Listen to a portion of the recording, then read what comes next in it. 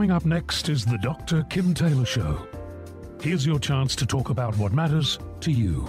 Although you'll receive helpful advice from Dr. Kim, remember this is not to be construed as any form of psychotherapy, diagnosis or treatment, and cannot replace a therapeutic relationship with a mental health professional. You can reach Dr. Kim by calling 564-1290 or 866-564-1290. You can also listen live on the internet at drkimtaylorshow.com. Now, here's Dr. Kim.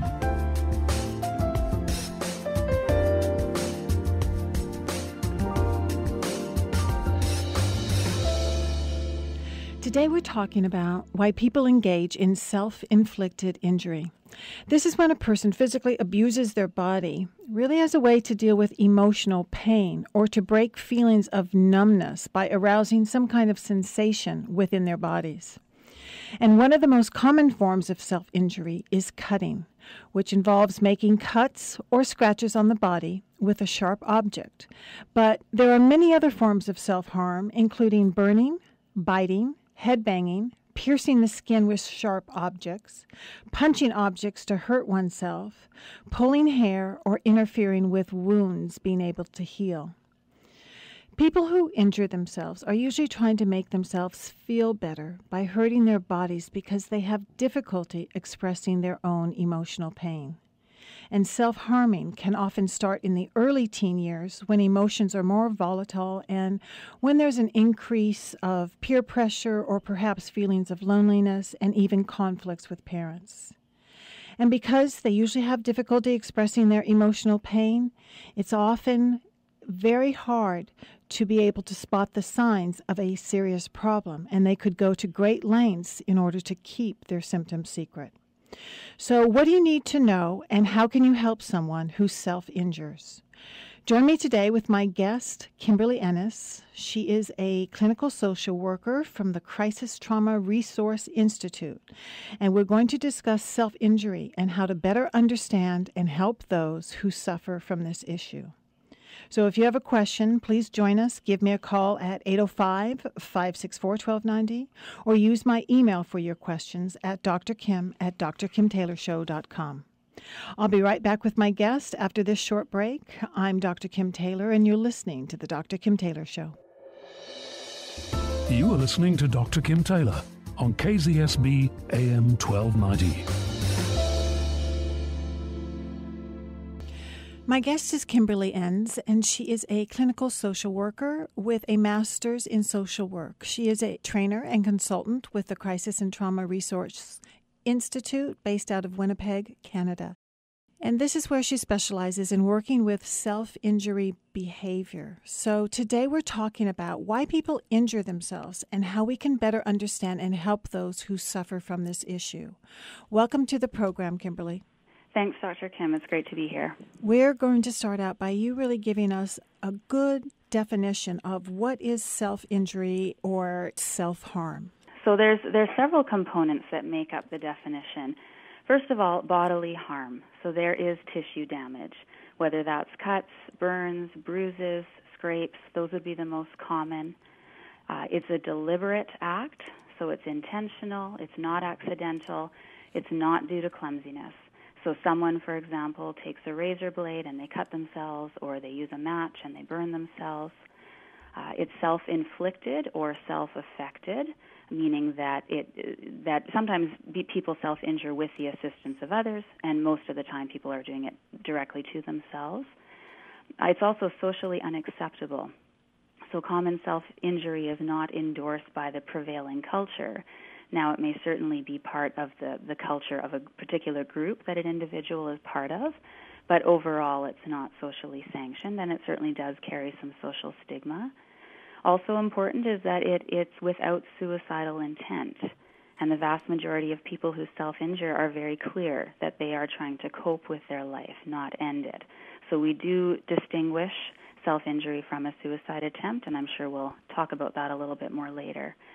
And then finally, it's carried out to reduce psychological distress, or in some cases communicate that distress to others.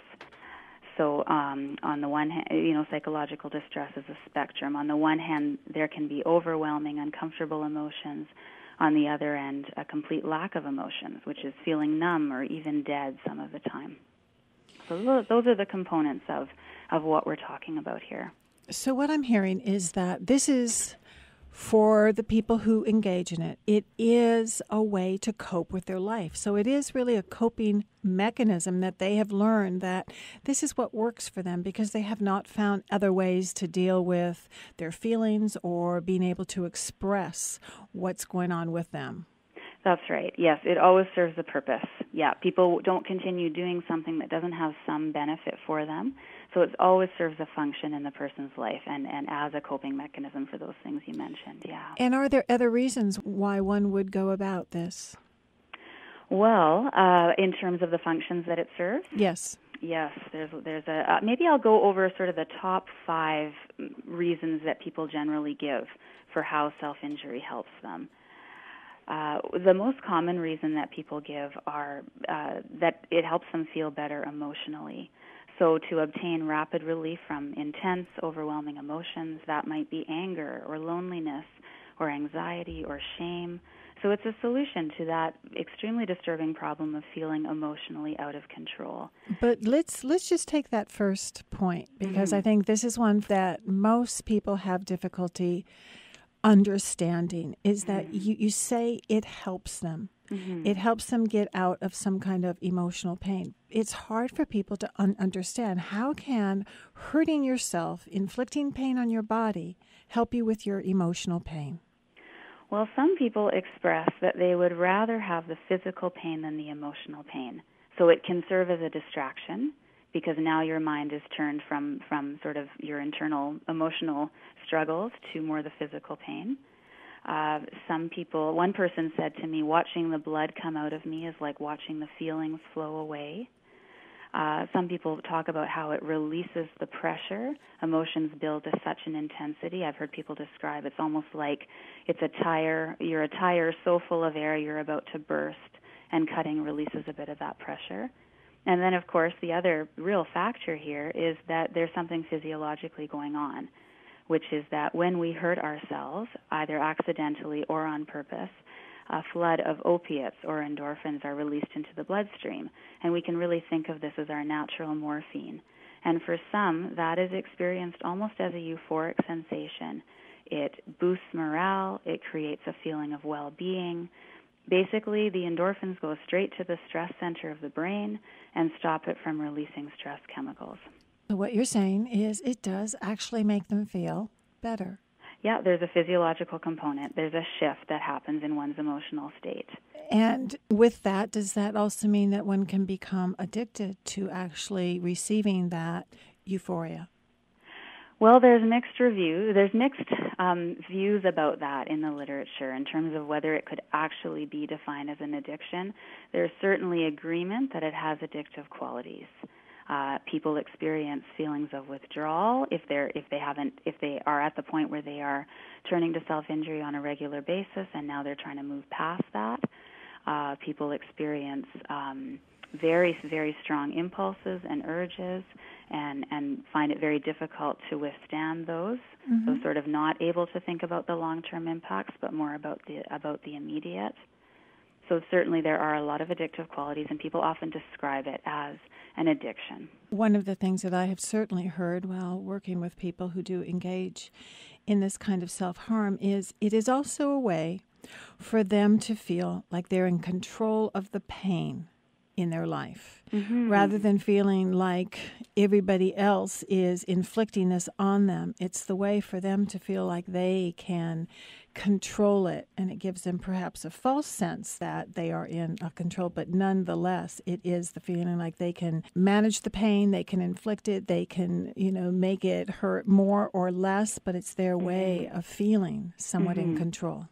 Right. A reliable strategy. It's a quick fix, short-term solution, I always say. It certainly causes more problems than it solves, but it's a short-term remedy for dissipating uncomfortable emotions. And yes, that can lead to feeling less like you're being controlled by your emotions as well, more like you've got the upper hand and can settle that down.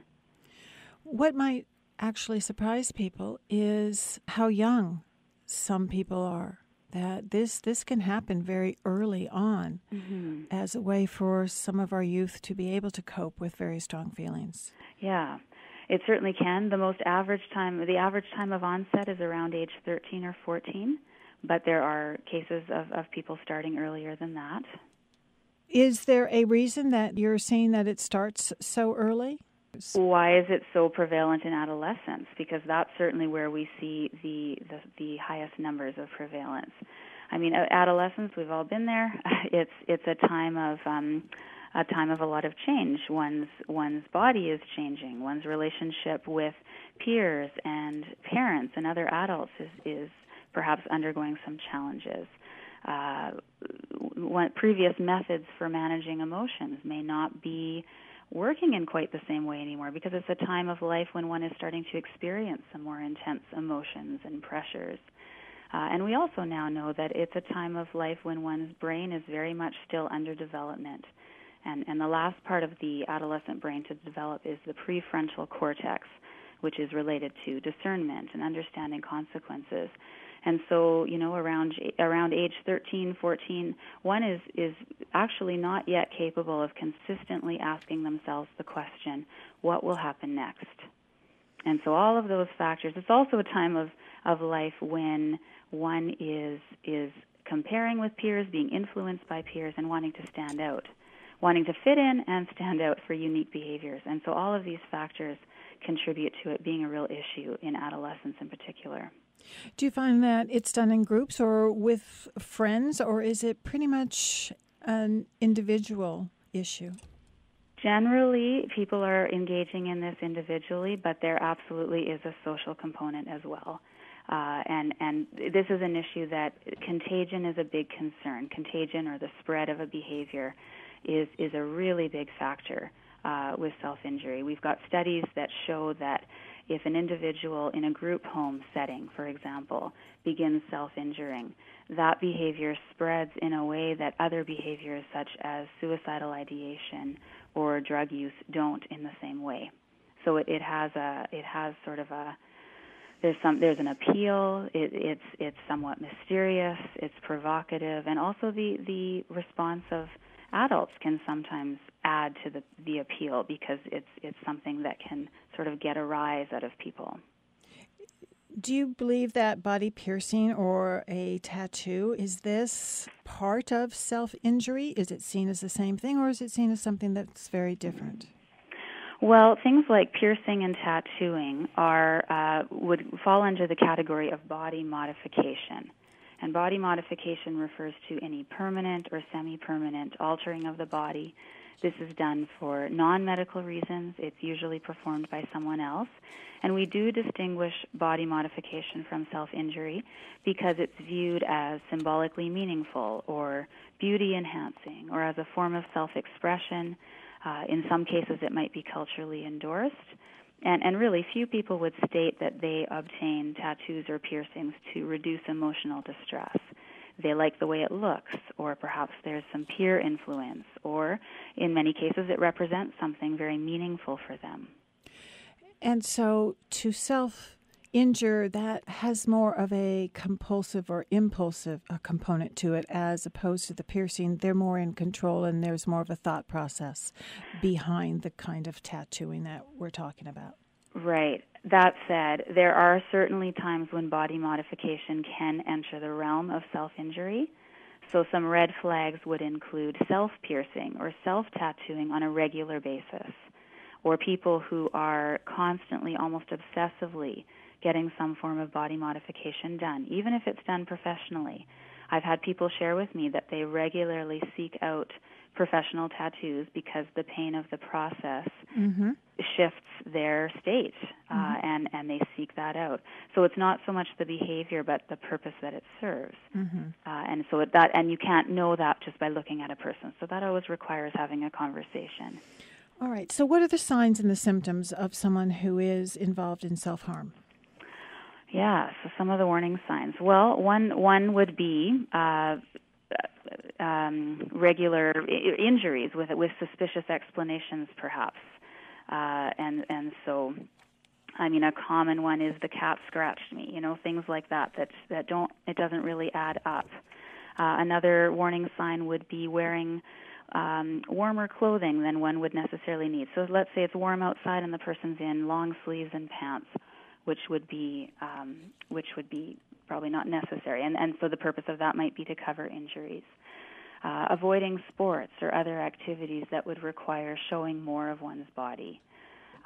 Difficulty handling emotions, just easily overwhelmed, increased time alone, and of course that could be a sign of all sorts of things, but sometimes that also, it's a sign that something's going on. Noticing references to self-injury in an individual's writings or journals or art projects. Discovery of tools used for self-injury, like broken disposable razors, broken glass, lighters, unbent paper clips, first aid supplies being used quickly, increased time with peers who self-injure. Those would be some of the signs, certainly not an exhaustive list, but some common signs that someone might be engaging in self-injury. As we've said, that for the most part, people try to keep this covered up. They keep it a secret. They don't really share this. Yeah, for the most part, that is the case.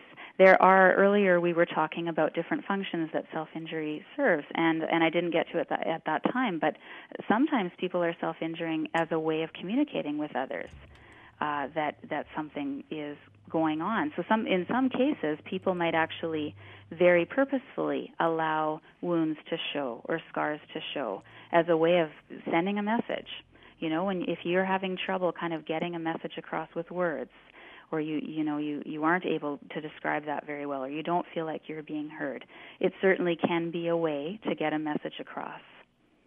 Sometimes people view it as attention-seeking in a very negative way or as manipulation and decide to ignore the behavior. But the fact is, it's a basic human need to communicate and to receive attention and validation. And so what we need to be looking at is, okay, why is the individual seeking attention in such a drastic manner? What message are they trying to send? Perhaps that they desperately need more attention and nurturing, or that they aren't feeling understood. My guest is Kimberly Enns, and we are talking about why people injure themselves and how we can better understand what's going on and how we'll be better able to help them. I'm Dr. Kim Taylor. You're listening to The Dr. Kim Taylor Show. I'll be right back at a short break. You are listening to Dr. Kim Taylor on KZSB AM 1290. If you are just joining me, we are talking to Kimberly Enns, a clinical social worker. She's based out of Winnipeg, Canada, and she's a trainer and consultant with the Crisis and Trauma Resource Institute, where she specializes in working with self-injury behavior.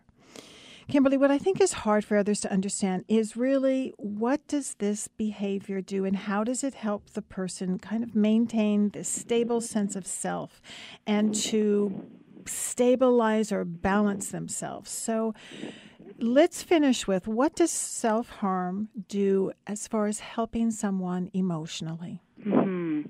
Well, another purpose or function that it serves, people may be self-injuring specifically to get a rush or for sensation seeking. So I talked earlier about that physiological release of endorphins or opiates, which can be experienced as almost a euphoric sensation. I think that we can liken it to exercise. There are also endorphins released when we exercise. For anyone who exercises on a regular basis, you know that feeling of well-being that you get from being active, from moving your body. And so that can be that can feel addictive for folks, sometimes like a charge of adrenaline. Okay, I have an email here Okay. that I'd like to read. It says, Dr. Kim, I have just found out that my daughter, who's 22 years old, is cutting herself. She has had problems in the past with self-esteem and even impulsiveness, but this is the first time I have known about this problem. When I saw the cuts on her body, I was horrified, and I did not handle it well. I can't believe that she would do this to herself. I can't understand what's going on. What should I do? And could this be the beginning of a path to suicide? Please help. I do not know where to start. Do you know, well, it can be very shocking for family members to really learn of this behavior for the first time. What can family members do to be supportive? Yeah, and that, parents commonly experience just absolute disbelief and fear and even anger or guilt or embarrassment when they discover that their child is self-injuring. I think a first step that's really important is just for family members to identify their own emotional reaction and just acknowledge for yourself how you feel as a way of beginning this journey and as a way of keeping your emotions in perspective. It's really helpful to learn as much as you can about self-injury, to read books, to read some online resources to help you be informed as you plan how you want to move forward with this and support how to best support your family member. Also really important to resolve not to avoid the issue. Sometimes that's certainly what an adolescent would desire, that the parent not talk to them about it and just let them be. And sometimes parents say, okay, maybe this is a phase that will pass, but that's generally not the way it works. The more committed you are to consistently and openly dealing with self-injury, the more your family member will deal with it too. Involve a counselor who has experience working with individuals who self-injure, and certainly family members can be partners in that therapeutic process. And also really important, remember that self-injury is a coping strategy that is serving a function in your child's life. As disturbing as it is, absolutely, it's important that they not be punished for this behavior, but that you recognize that it is they're actually trying to survive. They're trying to help their life be easier. It's also important to remain calm and non-judgmental, to be curious, to ask open-ended questions, to avoid arguing or going on at length regarding the many reasons that self-injury is harmful. Remember that extreme reactions such as room searches and ultimatums may serve to trigger the self-injury or, in fact, push it further underground. The person may become more secretive with those sorts of responses from parents, and those open lines of communication may be shut down from that. Try to gain an understanding of what triggers the self-injury. Is it family dynamics, issues with peers, things like that, and ask what you can do to assist in managing those triggers.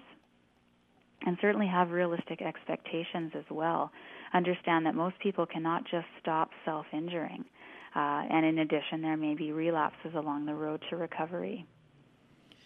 When you say that parents can ask some open-ended questions, what kinds of questions do you think would be helpful that parents could start asking? Well, I might start with, help me understand how this helps you. Help me to understand what are the kinds of things that go on that make you feel like cutting, if that's the behavior, the particular behavior we're talking about, which with this email we are. What can I do to help? What would be most helpful for me to do when you're experiencing a hard time or when you're feeling like you want to cut? Is there anything that I can do differently or that can be happening differently in our home that would make life a little easier for you in this regard? That would be a place to start. Okay. With this particular email, she also asked, is this the beginning to the path to suicide? And that's a really good question, and there can be a lot of confusion around that. The real distinguishing factor, the presence of at least some intent to die is what distinguishes suicidal ideation or attempts from self-injury. And often there is an assumption that self-injury is a suicide attempt. But it's really important to understand that self-injury and suicide attempts are distinct behaviors. So some of the differences are that the intent with a suicide attempt is to end feeling, to end one's life, and it's often viewed by an individual as the only way out. With self-injury, the intent is to feel better emotionally so that one can move on in that moment. And again, the vast majority of people are very clear that when they self-injure, it's not about suicide. It's about these other things that we've talked about, relief from emotional distress or an attempt to communicate emotional distress. There are also differences in the level of physical damage as well as the lethality of means utilized. Self-injury often does not require medical attention, whereas suicide attempts often do. All that said, there absolutely is a connection. self-injury and suicidal ideation or even attempts frequently co-occur. Some individuals turn to self-injury as a type of suicide prevention because it helps keep those feelings at bay. And studies have shown that self-injury is a risk factor for suicide attempts. So the risk of suicide is generally increased the longer that someone engages in self-injury. It's kind of like a drug. One needs more and more over time to have the same effect. Secondly, when someone describes feeling no pain when they self-injure, which is likely due to some level of dissociation or zoning out during the process. And finally, among those who use multiple methods for self-injury, which indicates a greater level of impulsivity. Mm-hmm. And danger. And danger, yeah. So parents can help in some way by being non-judgmental, by asking the open-ended questions, by really being curious and then asking, how can I help you deal with the feelings that you're having? But there is going to come a point that they may be in need of professional help, and that there are also, and I think we should speak to this, that there could also be some underlying psychological disorders that are priming a person or causing some of the distress. Yeah, and Dr. Kim, let me just jump in with one more comment I should say about the suicide piece. It's really, really important to ask an individual who self-injures if suicide is part of the picture for them. And they'll know the difference between wanting to die and wanting to stop the emotional pain, and will likely be able to speak to the presence of both in their life if that's the case. Okay, and so that's critical. Okay, and what I would say about that is most people believe that if you ask someone if they are suicidal, that it will lead them to be suicidal, and that is not the case. Being able to ask that question sometimes can be very relieving for the person that you are asking. Yes. As well as the person who is asking the question. So it does not lead to it, but it certainly can help, and it will start the conversation for sure about what's really going on. It's also important to ask it again down the road, because that can change. Mm-hmm. Yeah. Okay. So this issue can be really surrounded by a lot of shame, a lot of secrecy. So it makes it very difficult sometimes to treat, because sometimes it doesn't even come out within the therapy sessions for a while. Right. So what are some of the real treatment issues that need to be considered in helping someone with this problem? Yeah, especially around that shame. You know, we need to approach this issue with the understanding that self-injury is the manifestation of underlying causes. And so full recovery from self-injury or any other maladaptive, problematic kind of coping mechanism, for that matter, will require understanding and working on those causes. So being too focused on the person abstaining from self-injury can actually create a barrier and increase shame and secrecy. Certainly, if it's of a particularly lethal nature, yes, the focus needs to be on keeping the person safe. But generally, if we are too focused on stopping the self-injury as soon as possible, that kind of misses the point. Because recovery is not just about stopping self-injury; it's about truly addressing the underlying issues. And so self-injury stopping may simply mean a person turns to something else that is equally harmful, or you just won't retain them in therapy if we're talking from that context. A couple of other things. So I mentioned non-judgmental curiosity, those on the part of the helper. That's really crucial. Being careful about asking to see wounds. While that can certainly be very, very helpful for assessment, it can also feel really shaming for an individual. So just being sensitive to that fact. And again, acknowledging that it serves a function for the individual. Also being aware of their readiness for change. In a lot of cases, a person may not be at the point where they're interested in moving past self-injury. They probably don't feel great about it. Most people don't.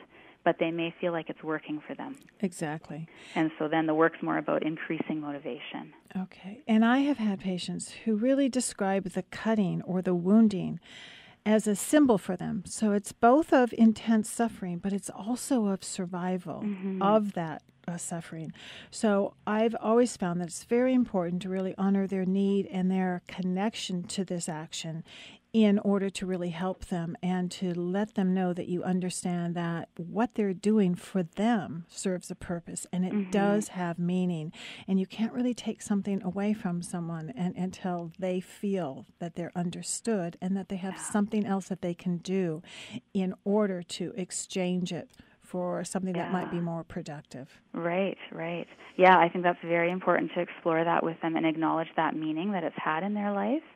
And it's also an opportunity to ask them about the suffering and the survival that the scars symbolize. It's a way to start to look at what are those underlying issues that have led to this. And I also think, as I've also encountered this sentiment, and over the time of working with someone, we'll start to explore with them other ways that they can honor their struggles. That takes time, right, to develop those other methods, but things like art or writing or dance or sharing their story with others. And certainly they will over time feel a lot better about those approaches. And are eating disorders a form of self-destructive behavior on par with the self-cutting or the self-harm? Well, there's certainly a connection between eating disorders and self-injury. Eating disorders are considered an indirect form of self-injury, meaning that harm to the body is accumulative over time rather than the immediate tissue damage that occurs with cutting or burning. Studies indicate certainly that self-injury increases the risk for eating disorders and vice versa. And both of these populations have difficulty managing emotions. They are often very dissatisfied with their body and are desperate for a sense of control. And in some cases, a person will actually flip-flop between the two issues. What I've often seen is that maybe the self-injury improves and the person is no longer engaging in it, but in the meantime, their eating has become very disordered. Or the opposite can happen. Their eating becomes more balanced and the self-injury raises its head again. And certainly it's serving such a similar function for the individual that we can look at treat these issues at the same time. Both they're just different manifestations of the same underlying issues. Okay, so whether it is an underlying eating disorder or an underlying depression or borderline personality disorder, these can coexist. Certainly. Okay. So we are going to take a short break, and when we come back, we're going to talk more about what the cycle of self-harm is, and again, when should you seek professional help? I'm here with Kimberly Enns, and we are talking about why people injure themselves and how to help. I'm Dr. Kim, and you're listening to The Dr. Kim Taylor Show. You are listening to Dr. Kim Taylor on KZSB AM 1290. My guest for the hour is Kimberly Enns. She is a trainer and consultant with the Crisis and Trauma Resource Institute, and she specializes in working with self-injury behavior. Kimberly, what is the cycle of self-injury that one would have as the beginning, middle, and end to? Well, the cycle, of course, begins with a trigger, and that could be anything: interpersonal conflict, social isolation, academic or work demands. And as a result, thoughts, which are generally negative and self-critical and sometimes even distorted kinds of thoughts occur. And that leads to escalating emotional tension, which can be really uncomfortable and even overwhelming, especially when you're not great at identifying and talking about your emotions, in which people who self-injure generally aren't great at that. The next stage would be when a person experiences urges to self-injure, and some people describe that as the panic stage.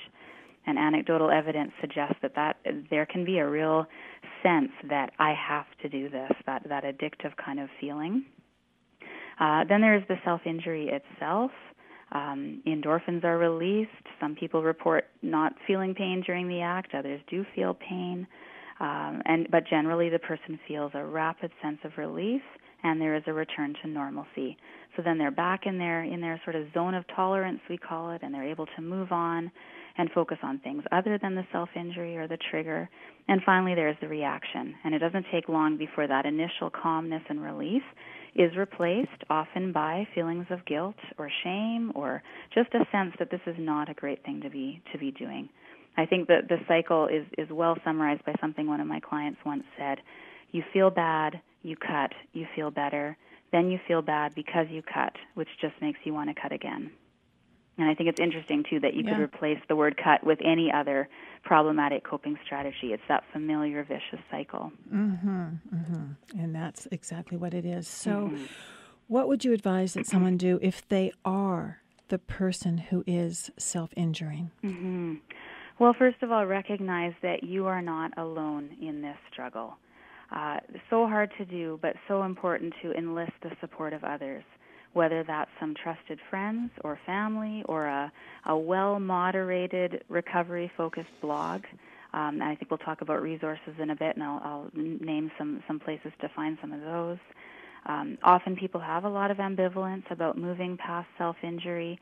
If this is you, a really great book to read to help you through that is called Freedom from Self-Harm by Gratz and Chapman. Really important to find a counselor that you can start working with. And you don't have to be committed to stopping self-injury in order to start seeing a counselor. That's not a requirement of beginning that process in any way. So when should they see a professional? Well, yeah, a couple of thoughts on that. Once a person, so if we're talking, say, from a parental perspective, and then I'll talk from the individual themselves. Once a person has tried self-injury just even one time, it has powerfully entered that person's behavioral repertoire. And that said, some individuals may try self-injury once, perhaps in a social context, and immediately decide that it's not for them and never do it again. If a parent learns that their adolescent has engaged in self-injury and the adolescent is clear that it was a one-time experimentation and they don't intend to try it again, I would certainly be keeping a really close eye on my teen and keeping the lines of communication open. Getting a professional involved at that point may not be warranted because the parents or other adult support simply being more involved and aware and connected may be all that youth needed. The other factor, though, is that people are not always completely truthful about the degree of their self-injury. They may minimize or say that they could stop at any time. And so certainly the sooner that an individual receives help, the better the prognosis, like anything, right? The longer one self-injures, the more difficult it is to move past. Certainly if someone is indicating that they are experiencing suicidal ideation, they should see a doctor or professional as soon as possible. And many individuals for themselves will seek out help when they realize that it has become a coping strategy in their life and they are doing it more and more. But again, the sooner the better. And what I would stress about that is that they don't need to be filled with shame or feel like no one else is out there or that they will be judged in some way, that going in for the help and the work with a professional, they will find a way to walk themselves out of this and be able to reestablish themselves in their life without having to inflict the pain. There is lots of hope. There's so much hope with this issue to take another path. What does happen in treatment? Because it can be very complex and it's not usually short term, but what does happen within the treatment? Yeah. What can people expect? Yeah, well, treatment generally occurs through individual counseling, sometimes groups such as dialectical behavior therapy groups. There's Safe Alternatives is a program out of St. Louis, Missouri, and they have a 30-day residential program. But generally it's through individual counseling. The types of approaches that are used are generally following the principles of dialectical behavior therapy, cognitive behavior therapy, motivational interviewing. And so treatment begins with assessment, first of all, to determine what triggers the self-injury, the function it serves, personal thoughts and beliefs, the reactions of others, the history. So just getting a sense of the role that it plays in the person's life. And of course, early on as well, it's all about building a relationship as well between the therapist and the client. Often people have, as I said, a lot of ambivalence, so there may need to be work done on increasing motivation and learning about the long-term impacts. There may be some logging that a patient or a client would do around their self-injury impulses in order to get a better picture of what that's looking like. A major part of treatment is learning to understand and identify one's emotions as well as tolerate those emotions. And most individuals are also unable to move past self-injury until they have developed healthy emotion regulation skills. In other words, healthy coping strategies. And this often includes the skill of mindfulness, which is about being more attentive, aware, and present in the moment. Cognitive strategies are also employed, which focus on how our thoughts and our beliefs impact our behavior. And then, of course, through all of this, underlying issues are being explored, because we know that self-injury is simply the manifestation of that. That said, people often need to build up some coping skills before doing that underlying work, where the self-injury only ends up being exacerbated. And are there some resources that you would recommend or hotline numbers for people to use? Certainly. Well, the organization that I represent, the Crisis and Trauma Resource Institute, or CTRI, we offer 2-day workshops for professionals and caregivers on this topic throughout North America. We also offer webinars on this topic and manuals, and all of that can be found through our website, which is ctrinstitute.com. I mentioned SAFE Alternatives earlier. SAFE stands for Self-Abuse Finally Ends, and they have a program that operates out of St. Louis, Missouri, where they've got a residential program as well as day treatment options, and that information can be found on their website, which is selfinjury.com. In addition, their website is just a really great source of information. They offer a free parent educational webinar as well as a self-injury self-assessment. 1-800-DON'T-CUT is an information line that they operate, so that's a great resource. Another helpful website is the Cornell Research Program on Self-Injury and Recovery, and I can give that email address or that website address as well, www.selfinjury.bctr.cornell.edu.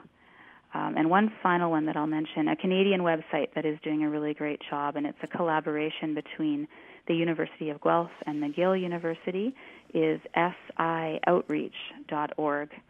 And these websites all have book lists as well, because there's many, many books out there that are very helpful to help people gain an understanding, help themselves or help them support their family members. Kimberly Enns, thank you very much for being with us. I will make sure that this information is also posted on my website. Okay. I'm Dr. Kim Taylor, and I'll be right back with some closing comments. You are listening to Dr. Kim Taylor on KZSB AM 1290. Thank you for joining me today, and I really hope that you enjoyed this program, but also that you got some really good information should this be an issue for you or a loved one in your life. If you would like to contact Kimberly Enns, I will certainly post her information and all of the resource centers that she listed on my website at drkimtaylorshow.com. And you can also now find all the past shows by going to iTunes and downloading the free weekly podcast there, or you can find them on YouTube channel by going to Dr. Kim Taylor. But I also list them on my website. So whatever links that you are trying to find, just go to my website at drkimtaylorshow.com. And of course, I love to hear from you, so you can send in your questions or emails to me or comments at my email, drkim@drkimtaylorshow.com. I want to thank my engineer, Mark Giles, for helping me to get this on air today, and be well until next week, when I'll be right back here live at 5, as I am every Thursday afternoon now. I'm Dr. Kim Taylor, and until then, remember, nobody has to change in order for you to feel better. Take good care.